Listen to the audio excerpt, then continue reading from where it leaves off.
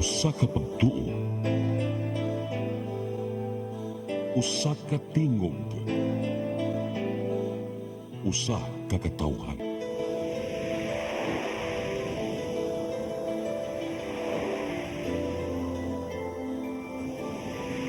Cebu Catholic Television Network.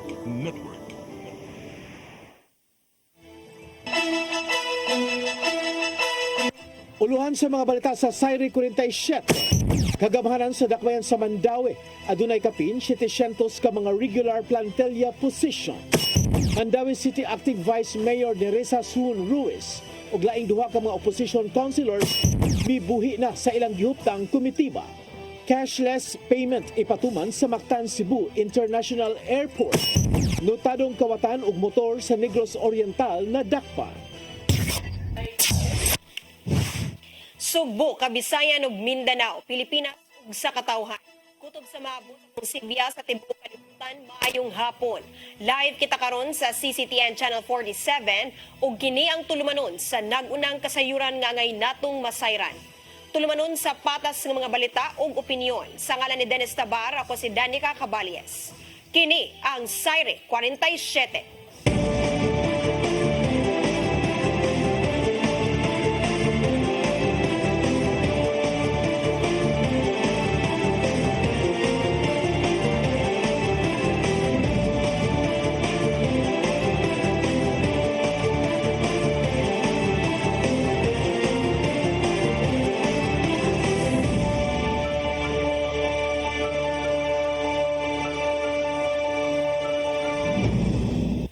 Ug karon sa kumpletong detalye sa mga balita. Commission on Audit ni Auhag sa Mandawi City Government sa pagpuno sa kapin 700 ka mga bakanting regular plantilla positions.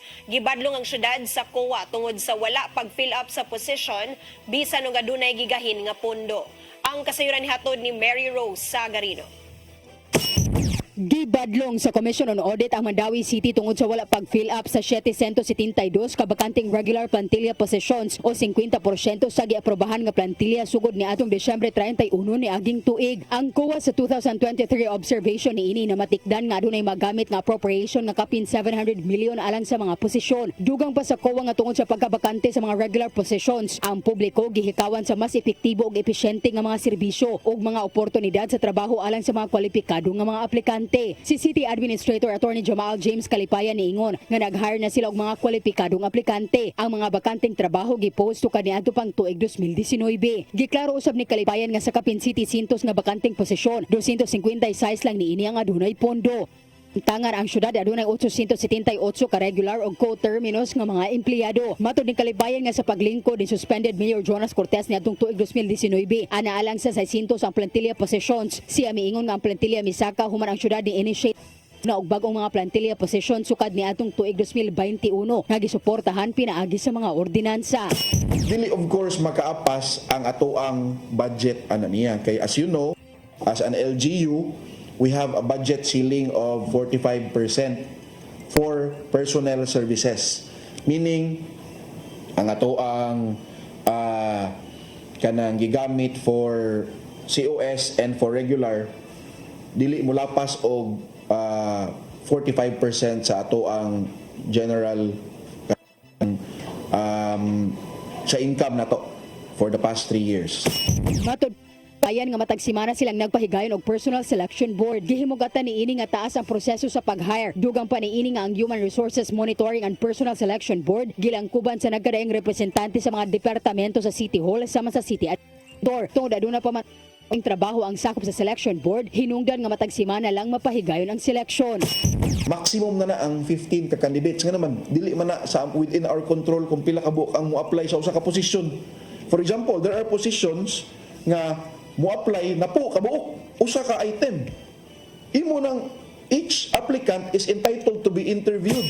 Mary Rose Sagarino, CCTN News. Mandawi City Acting Vice Mayor Nerissa Sun Ruiz ug laing duha ka opposition councilors napugos sa pagbiya sa ilang mga komitiba. Gisugyot sa administrasyon councilors ang pagbakante sa Committee on Health ug pro tempore. Ang kasayuran ni hatod pagbalik ni Mary Rose Sagarino. Napugos sa pagbiya sa ilang committee chairmanship ang tulo ka opposition councilor sa syudad sa Mandawi. Nibiya si Acting Vice Mayor Son Ruiz sa iyang pagka-chairman sa Committee on Health human si SK Federation President Gail Humawas ni sugyot sa konseho sa pagbakanti sa komitiba. Matud ni Humawas nga ang pagkatudlo ni Ruiz isip Acting Vice Mayor posibleng makapugong kaniya sa pag-atiman sa uban niyang mga responsibilidad. Si Ruiz ni kanaog usab sa katungdanan isip President sa pro tempore sa City Council. Ang duha sa iyang mga kaalyado mibiya usab sa ilang sa Committee on Agriculture o Committee on Energy. Sila si Consel Andrea Uwano Ikalina ug Cesar Cabahog. Ang Committee on Health gihatag ngadto kang Consel Cynthia Cinco samtang ang Committee on Energy gi-assign kang ABC President Dante Borbajo. Laing kaalyado sa administrasyon nga si Consel Editha Flores Cabahog ang gihatagan sa pagka-chairman sa Committee on Agriculture. Samtang si Consel Marie Emeline Cortez Zafra ang pag-umangko ni suspended Mayor Jonas Cortez mao gihinganlan nga bagong President pro tempore.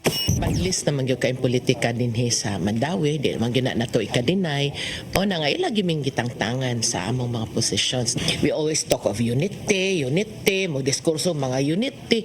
Nga sila sa di ay nagbuak sa unity.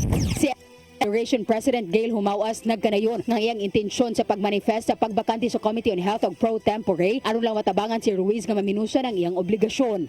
As acting vice mayor nga kanang wala na siya komitiba under her name kay mo take up mo siya time and then kay budget ko kanang kay baw ko sa capability ni Cons as a doctor.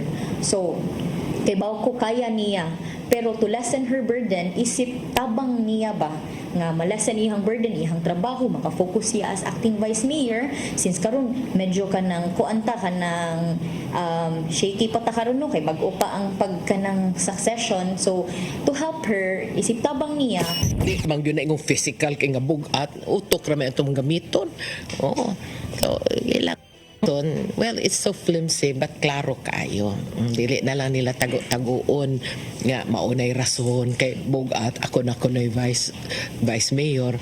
Well, if that's their concern, di daghang salamat. Matud ni Humawas nga sa pagsaka sa kaso sa dengue sa Mandawi ug sa hulga sa monkeypox, nagkinahanglan sila og chairman sa Committee on Health nga mao'y makatutok ni ini nga mga kabalaka. Dugang paniini nga sagad sa mga vice mayor dili maghupot og committee chairmanship aron sila makatutok sa ilang mga responsibilidad isip presiding officer sa City Council.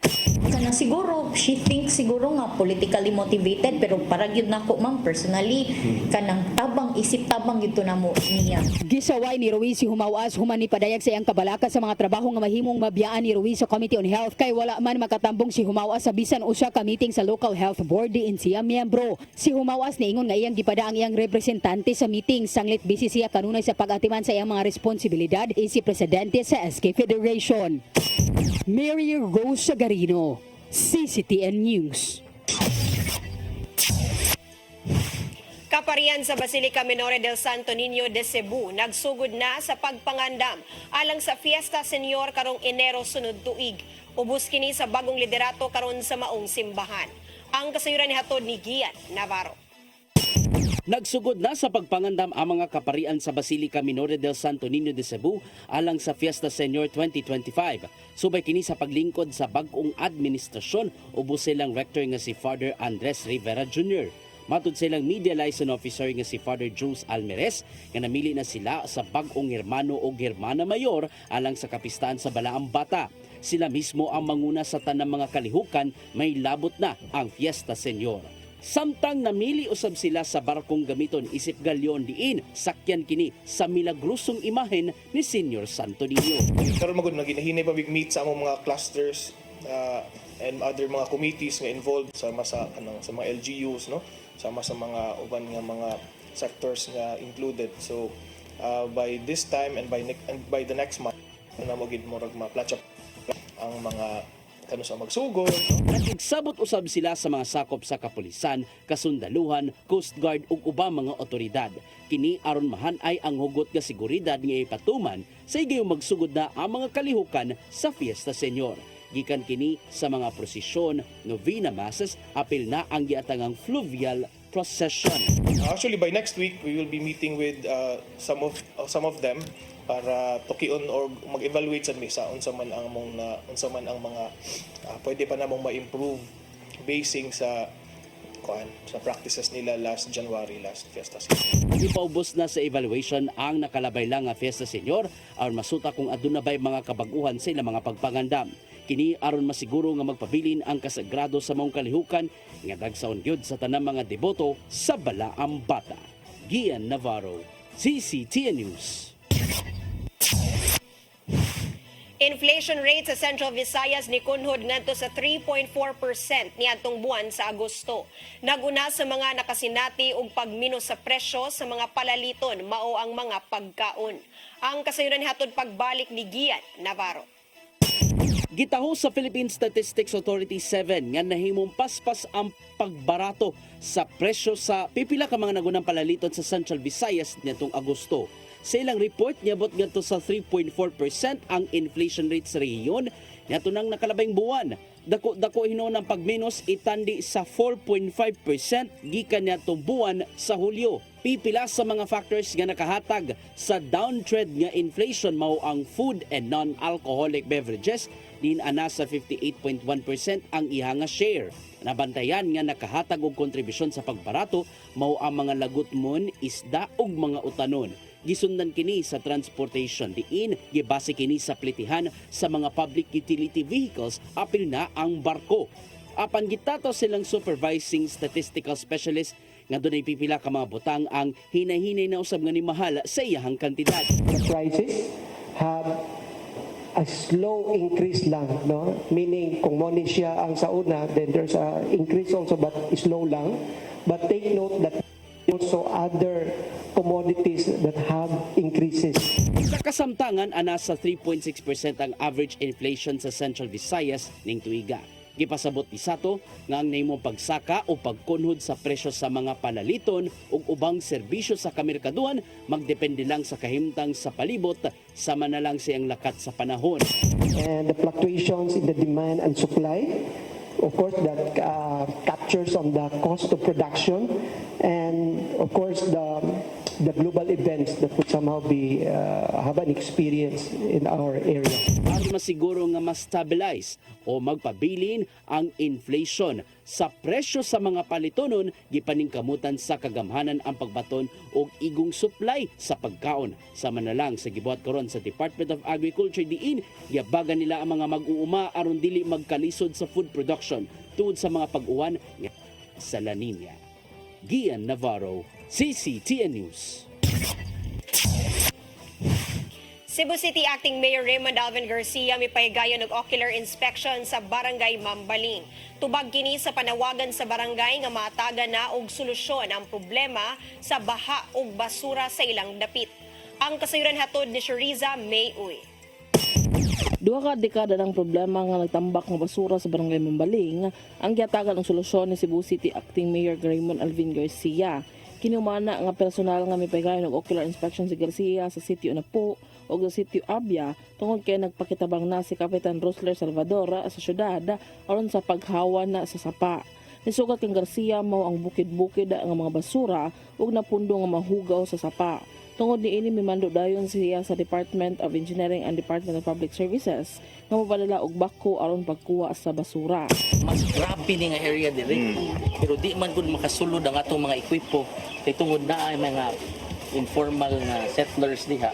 So among ginegotiate nga kaning 21 ka balay ato na ning mabalhin kay para malimpyo na kining area. Samtang sa Sitio Napo adunay 21 ka mga nasakop sa Badja community ang gikatakda nga papawaon ug ipabalhin sa kasigpit nga dapit tungod kay ang maong mga balay nakababag sa gianan sa tubig hinungdan nga wala na gyud magiana ang tubig ug napang kini. Gibutyag ni Kapitan Salvador nga sa iyang kapina 40 ka tuig nga nagpuyo sa barangay hangtod karon na wala pagyapon masolusyonan ang paghawan sa basura ug ini bisan pa man na ang adunay clean up drive ang gipahigayon sa syudad ug barangay. Siguro gamay pa ko hantod nahimo kong konsehal hantod nahimo kong kapitan. Pero karon sa akong administrasyon inubanan sa akong mga konsehalis amo yung paningkamutan nga ato ning mapahilo na og tarong og ato ning malimpyo diri. Ang mga pagtapunok sa basura sa dapit ikabalak-an ni Garcia nga peligro sa panglawas sa mga namuyo sa dapit labi na gyud sa dengue ug kabaho niini. Shariza May Uy, CCTN News. Mosunod, cashless payment ipatuman sa Mactan Cebu International Airport. Kana og daghan pa mga balita sa pagbalik sa Saire 47.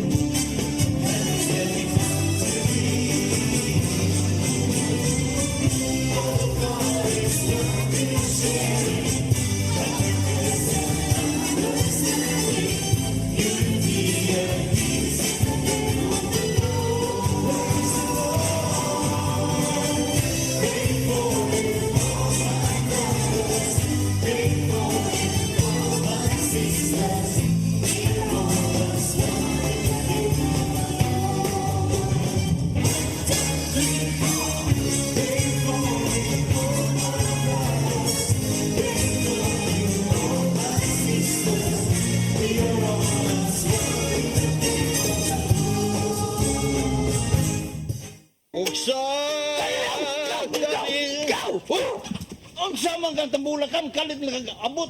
Nalandigan ni ron. Gitara ko nga gamay, gamay kaayo. Gitara ko nga dako, gamay kaayo. Dailing! Sa man ang utangan nga naam na si mong luyo dito. Pamanggod siya na ikatubang ni mo Dailing kay... Tarong mo ah. Nganong imam kong i-apel ni Dailing ha? Huwag man ko'y labot. Kini panil nga! Kini!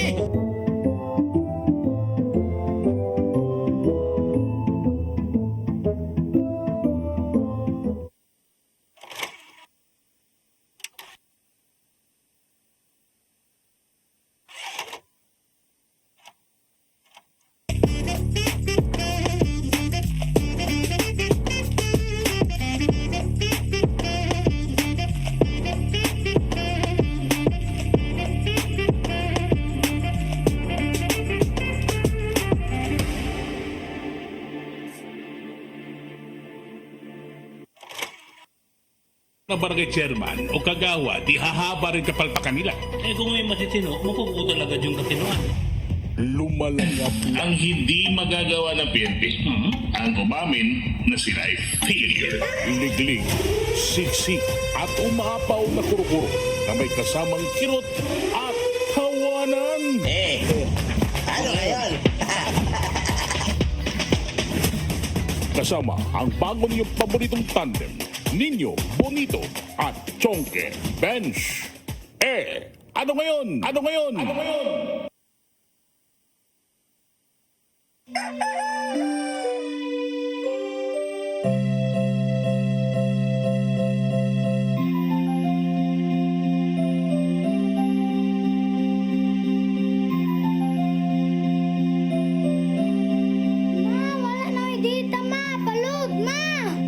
Sorry ma'am, na-late ko. Nagita pa mong gusto para internet sa kong anak ma'am. Ay, wala na yung problema. Pag-sinisibo. Sinisibo, sinisibo. For your internet connection. And for the signal of your cable TV. So fast and straight that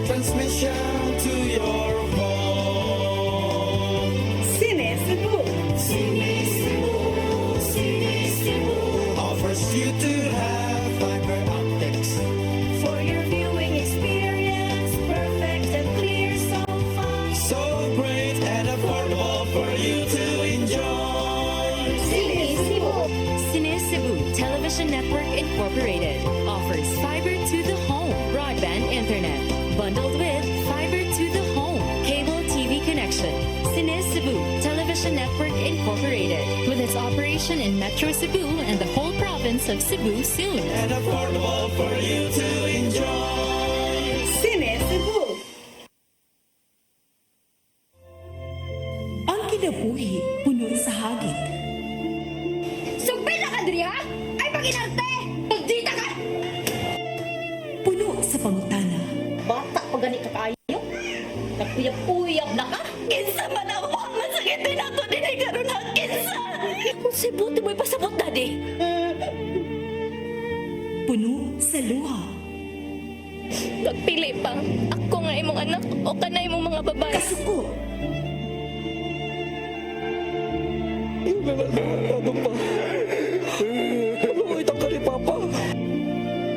Apang bisan mangit-ngit pa ang imong kalibutan, aduna pa'y nagpahiping kahayag. Aduna ka pa'y kasumbungan. Mga laman, hanap na.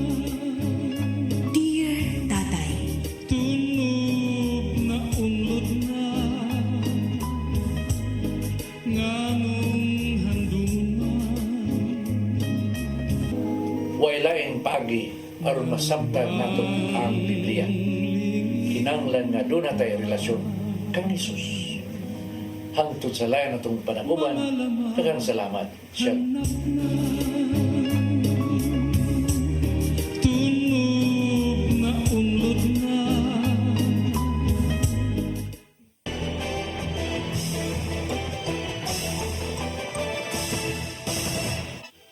Balik sa atong mga balita, Mactan Cebu International Airport mopatuman na og cashless payment. Human ni pirma sa Memorandum of Agreement tali sa GCash. Matod sa General Manager nga kinahanglang muhangup sila sa maong pamaagi aron mapalambo ang ilang customer service. Ang kasayuran hatod ni Crystal Joy Pelerca. Implementar na sa Mactan Cebu International Airport ang cashless payment kini human nagpinirmahay karong adlaw sa Memorandum of Agreement ang mga kadagkuan sa Cebu International Airport Authority ug ang mga GCash nga maoy ilang partner.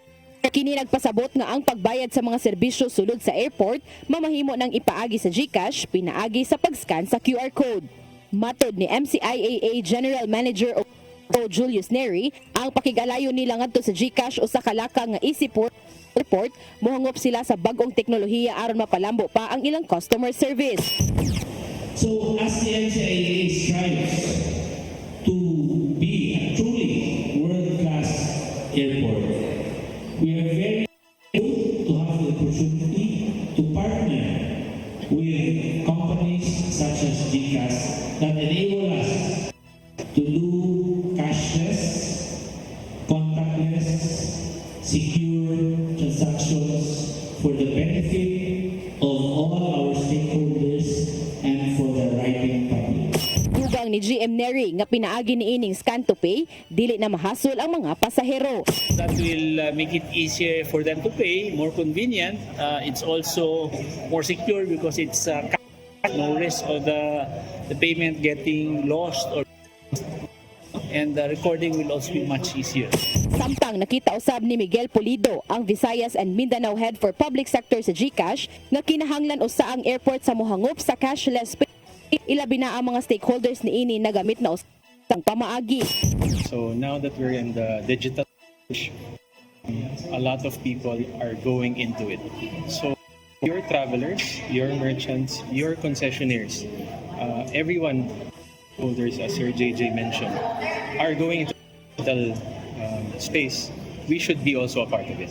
Ang General Manager nagkanay ibutang sila og impormasyon sulod sa airport unsaon ang pamaagi ni ini apan kampante siya nga dili na maglisod ang mga GCash tungod kay nag-un ka merkaduhan kung cashless payment ang hisgutan. Crystal Joy, CCTN. Giyawhag sa Konsehong Dakbayan sa Davao ang DILG nga mopahigayon og pakisusi sa giingong kalapasan sa PNP atol sa pagpangita ni Pastor Apollo Kibuloy. Kini partikular sa pagsulod sa kapulisan sa Kingdom of Jesus Christ compound. Giyawhag sa konseho sa syudad nga susihon sa ahensya kung aduna bay kalapasan sa constitutional rights ng PNP tungod sa maong binuhatan. Samtang andam at ubangon sa Police Regional Office 11 ang mga pasangil ngadto sa korte. Sumapaw sab silang tigpamaba nga si Police Major Catherine De La Rey nga gitun-an sa buhatan ng posibleng pagpasakaw sa kaso batok sa mga sakop sa KOJC. Pagbalin sa National Irrigation Administration ngadto sa Office of the President gihangop sa Department of Agriculture. Kini aron matubag ang panginahanglanon bahin sa irigasyon sa mga kaumahan. Ang kasayuran ni hatod ni Gian Navarro.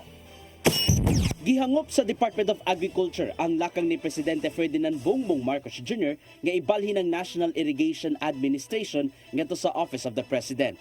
Giulagway ni DA Secretary Francisco Chu Laurel Jr. nga sa kamayong estratehiya aron mas magpa ang panginabuhi sa mga mag-uuma. Pinasubay kini sa tinguha sa ahensya alang sa mas moderno ug mas mabungawang pagpalambo sa farming sector. Giluwatan ni Marcos Jr. kagapon ang Executive Order No. 69 aron ibalhin ang operasyon sa niya nga usa ka attached agency gikan sa Department of Agriculture ngadto na sa Office of the President. Matud sa mga mando nga kinahanglang pinasubay sa pag-streamline siyang operasyon ug mapaspas pa ang pagtuman sa iyahang nga mando ingon man ang Bureau. Dugang pa ni Chu Laurel nga matubag dini ang gikit-pundo irrigation projects ngadto sa 1.2 million hectares nga luna kay pinaagi sa igong supply sa tubig ngadto sa kaumahan gikan irrigation sites mas mapaspas pa ang food production ug gamay ang food security hayan dili na magdepende sa pag-import og bugas sa ubang nasod. Giduso unta sa DA ang irrigation sa sunod tuig nga apil sa gipangayong pundo nga mokabat ngadto sa 512 billion pesos. Gian Navarro, CCTN News. Nidangop sa buhatan ni Mayor Junior Dahong Chan ang pipila sa mga naskam sa ilang gipalit nga yuta sa barangay Kalawisan sa Dakbayan sa Lapu-Lapu.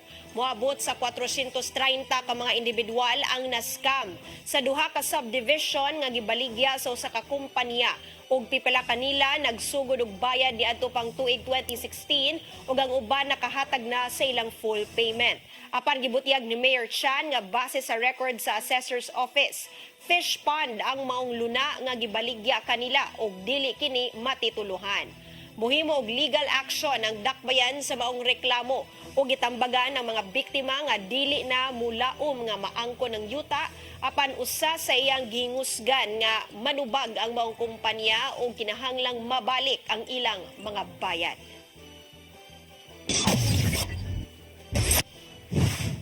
Sa laing balita, mga nasunugan sa barangay Mambaling ning Dakbayan sa Sugbo mataganaw niya og linya sa suga. Kini human sa tulo ka tuig nga pagpaabot. Ang kasayuran ni hatod de Shariza May Uy. Ira ni Cebu City Acting Mayor Alvin Garcia nga mapalinyahan na og kuryente ang mga biktima sa sunog sa sitio Lawis, Barangay Mambaling. Kinatol sa pagbisita ni Garcia sa lapit ug gipaminawan ang mga hangyo ug sa mga residente. Noon hangtod karon wala pa yung mga kuryente.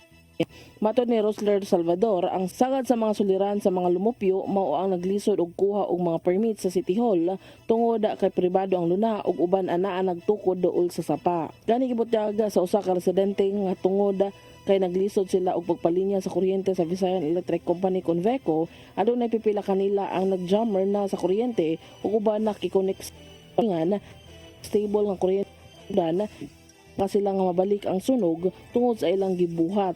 Apan wa sila mahimo tungod kay sukad pa na atong 2021 hangtod karon wala pa gyapon sila matauri og bag-ong linya sa kuryente.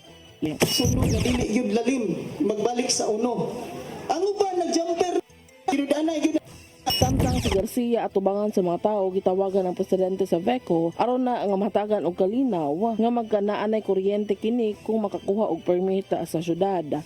Hinungdan gidala niya atol sa Amat ang Office of the Building Officials aron sa paggiya sa mga tao sa pagkuha sa permit. So right away palihog ka kay lima kag 2021 pa din sila nasunugan hangtod 2024 wa gihapon ma-action eh. No, at least karon nakaduog man sila nga nag-istorya na ta ug mao na man na imong saad. So ato nang paningkamutan nga ma-comply ang tanan.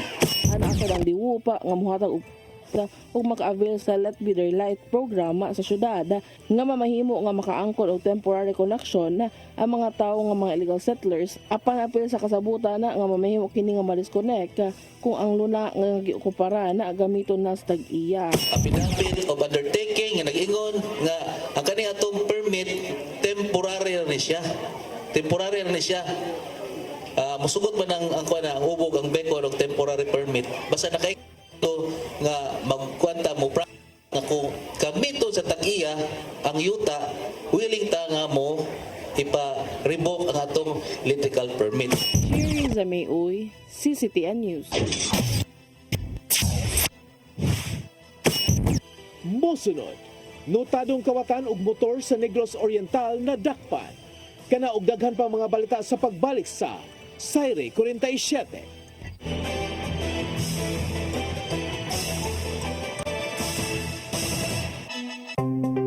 Discover the beauty of the Philippines.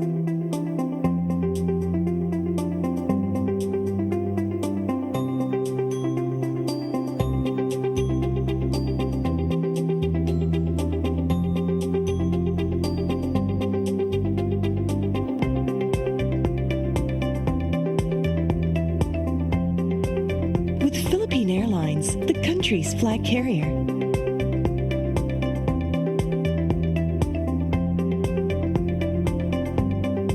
The airline that lets you feel the warmth of the nation.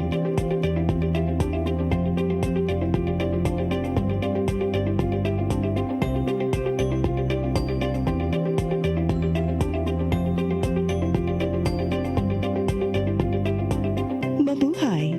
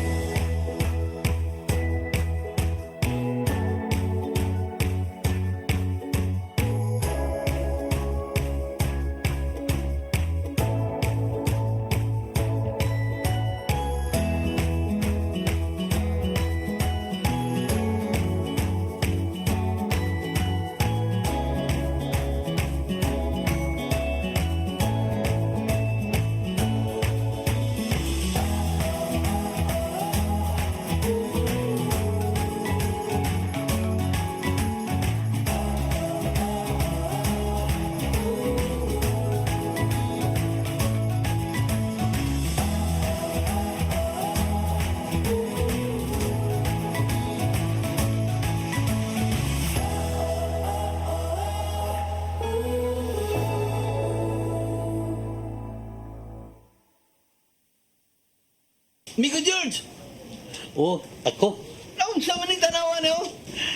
Kalma lang ni Godido. Sila Godido, ano mo sa susili?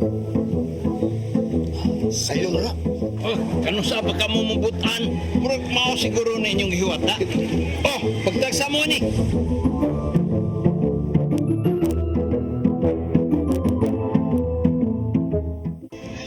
October 4, 5, and 6, another gathering will be held in Cebu City, the first National Charis Conference, which is open to all charismatic communities, realities, and expressions. Hosted by the Brotherhood of Christian Businessmen and Professionals, the event will have interesting workshops and topics to help us grow in our various charismatic gifts and charisms. Watch out for more details about this event from our host BCBP in the coming days. Meantime, let's be ready to join these gatherings and pray for the outpouring of the current of grace in the Philippines.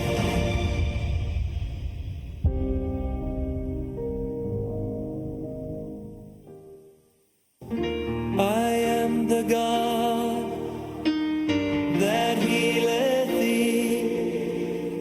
I am the Lord, your healer. I sent my word and healed your disease. I am the Lord, your healer. I am the God that healeth thee. I am the Lord, your healer. I sent my word and healed your disease. I am the Lord, your healer.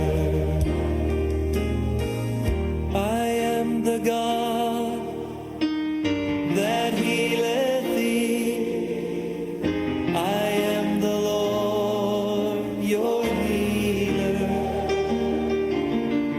I sent my word and healed your disease.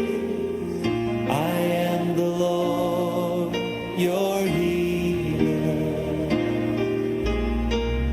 I am the God that healeth thee. I am the Lord, your healer.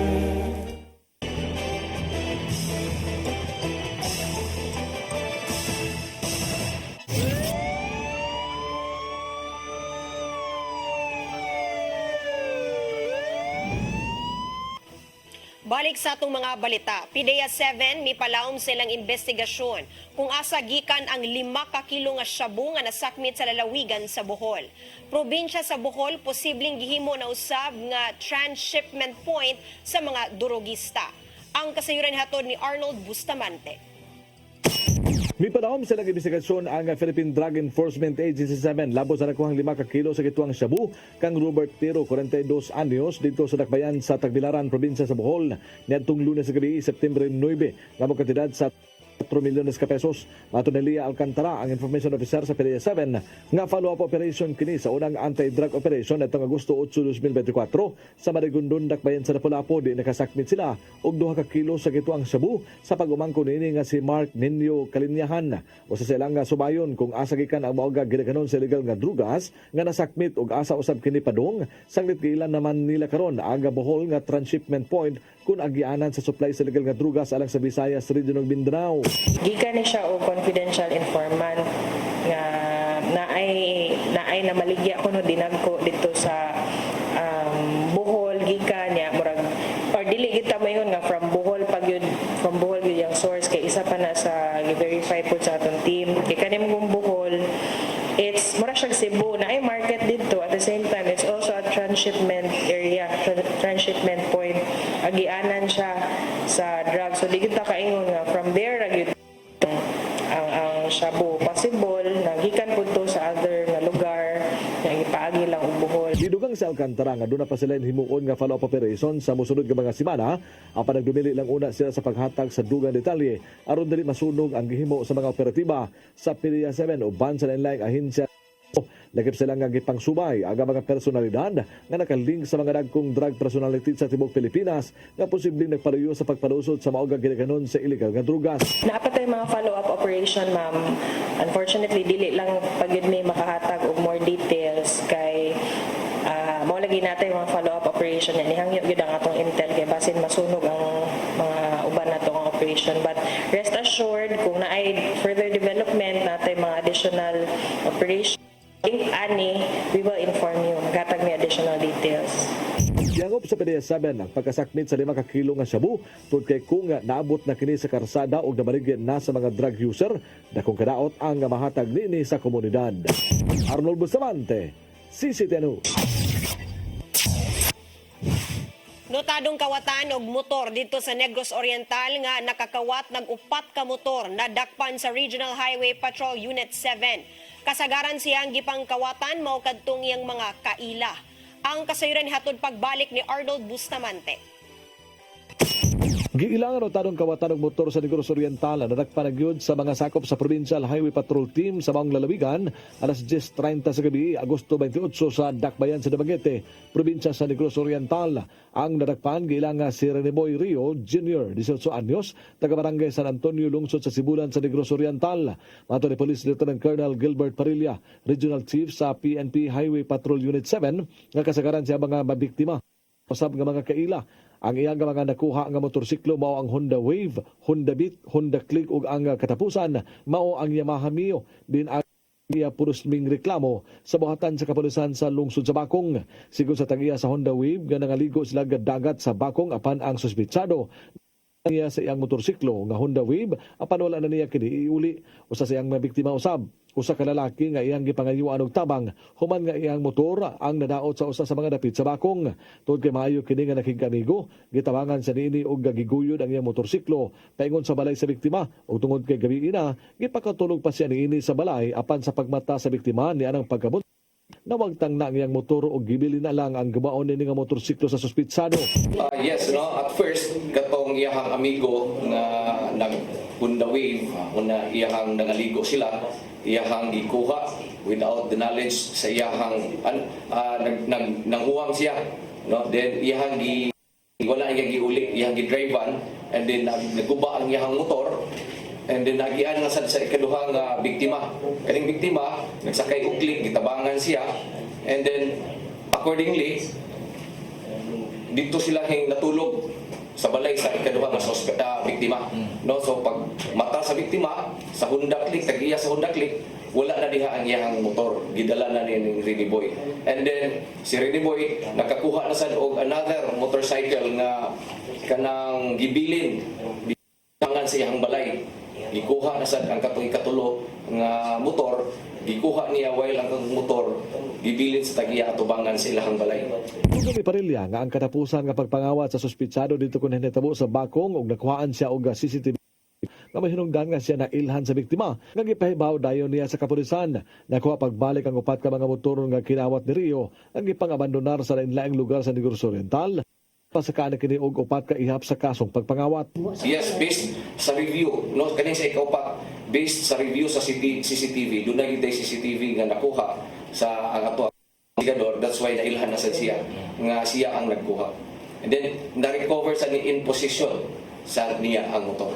Tungod himo na silang galawom nga investigasyon ng Highway Patrol Unit 7 aron pagsusi kung doon na ba'y grupo sa mga kawatan ng motor sa maong nga probinsya ang suspitsado. Lakip silang sutaon kung doon na ba'y kakonsabo nga bayan ang suspitsado sa dili pa kini mangawat og mga motor. Sa datos sa RHPU 7, nakatala na og 43 ka mga kaso sa kawat sa motorsiklo ug 3 ka mga sakyanan gikan Enero 2024 hangtod September 24. Hitandi sa 2023 nga nakatala sila og 7 ka kaso sa kawat sa sakyanan motorsiklo.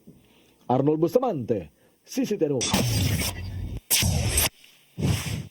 ka mga tinunan sa Dakbayan sa Lapu-Lapu ang nakalangkat og 51 ka mga medalya sa Korean Dance Sport Organization World Cup Open Championship sa South Korea. Kagapong adlaw ni bisita usab ang mga tinunan sa opisina ni Lapu-Lapu City Mayor Junior Dahong Chan, dala ang 32 ka gold medals, 10 ka silver ug 9 ka bronze medal. Ang tinunan gikan sa Marigondo National High School nga si Elizabeth Joy Bolo mo'y labing daghan nga nakaangkon og medalya nga adunay 5 ka gold medals, 6 ka silver medals ug 2 ka bronze medals. Ang 5 ka mga kauban ni Bolo nagikan sa Paho National High School ug ang laing 2 nagikan sa Marigondon Elementary School ug Mactan Air Base Elementary School.